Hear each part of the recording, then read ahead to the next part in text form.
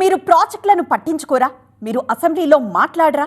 సీమ నేతల మధ్య సాగుతున్న మాటల యుద్ధం ఇది.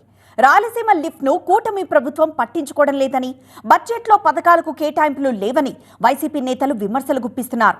అయితే వైసీపీ అసెంబ్లీకి వస్తే అన్నింటికీ సమాధానం చెబుతామని కౌంటర్ ఇచ్చింది టీడీపీ. సీమ నేతల మధ్య మాటల తూటాలు పేరుతున్నాయి. బడ్జెట్లో అంకెల గారడి తప్ప ఏమీ లేదని, అనేక పథకాలకు నిధులు కేటాయింపులు చేయలేదని వైసీపీ నేతలు విమర్శించారు. ఇచ్చిన హామీలు అమలు చేసే విషయంలో కూటమి ప్రభుత్వానికి చిత్తశుద్ధి లేదన్నారు.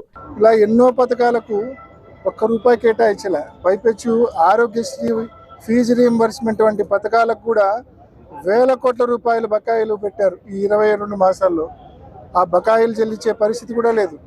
అంటే ఫీజు రీయింబర్స్మెంట్కు మాత్రమే 8,000 కోట్ల బకాయి ఉంది. ఆరోగ్యశ్రీకి దాదాపు 5,000 కోట్ల పైచిలకు బకాయి ఉంది. ఆ బకాయిలు తీరిస్తేనే ఆ స్కీమ్స్ అనేటివి జాగ్రత్తగా రన్ అయ్యే పరిస్థితి, ప్రజలకు ఉపయోగపడే పరిస్థితి ఉంది. ఆ బకాయిలు తీర్చే పరిస్థితి కూడా లేదు. ఈ బడ్జెట్ కేవలం అంకెల గారడి తప్ప ప్రజలకు నిజంగా ఏదైతే ఎన్నికలప్పుడు వీళ్ళు హామీలు ఇచ్చినారో ఆ హామీలు అమలు చేసే పరిస్థితి అయితే లేదు. రాయలసీమ లిఫ్ట్ ప్రాజెక్టును టీడీపీ ప్రభుత్వం పట్టించుకోవడం లేదని విమర్శించారు మాజీ ఎమ్మెల్యే రవీంద్రనాథ్ రెడ్డి. జగన్ ఈ ప్రాజెక్టును శరవేగంగా పూర్తి చేసే ప్రయత్నం చేశారన్నారు. రాయలసీమ ప్రాజెక్టులకు కేటాయింపులు తప్ప ఖర్చు చేసే పరిస్థితి లేదన్నారు. రాయలసీమ లిఫ్ట్ ఉపయోగం ఉంటుంది. ఎందుకంటే 881 అడుగులు ఉంటే కానీ నీళ్లు డ్రా చేయలేని పరిస్థితి ఆంధ్రప్రదేశ్కు ఉంది. సో ఇటువంటి పరిస్థితి నుంచి అధిగమించాలి, రాయలసీమ ప్రాజెక్టులన్నీ నిర్వీర్యమైపోతాయి అన్న ఉద్దేశంతో జగన్మోహన్ రెడ్డి గారు దూరదృష్టితో రాయలసీమ లిఫ్ట్ పెడితే 800 అడుగుల్లోనే 3 టీఎంసీలు డ్రా చేసే విధంగా ప్లాన్ చేసి, అది కూడా కరోనా పోయిన ఈ 3 ఏళ్ల కాలమే మిగిలి ఉంటే ఆ 3 ఏళ్ల కాలంలో కూడా వార్ ఫుడ్ బేసిస్లో ఆ ఎత్తిపోతల పథకాన్ని పెట్టి దాదాపు 80% పూర్తి చేసిన పరిస్థితి. అయితే వైసీపీ నేతల ఆరోపణలకు కౌంటర్ ఇచ్చారు కమలాపురం ఎమ్మెల్యే చైతన్యరెడ్డి.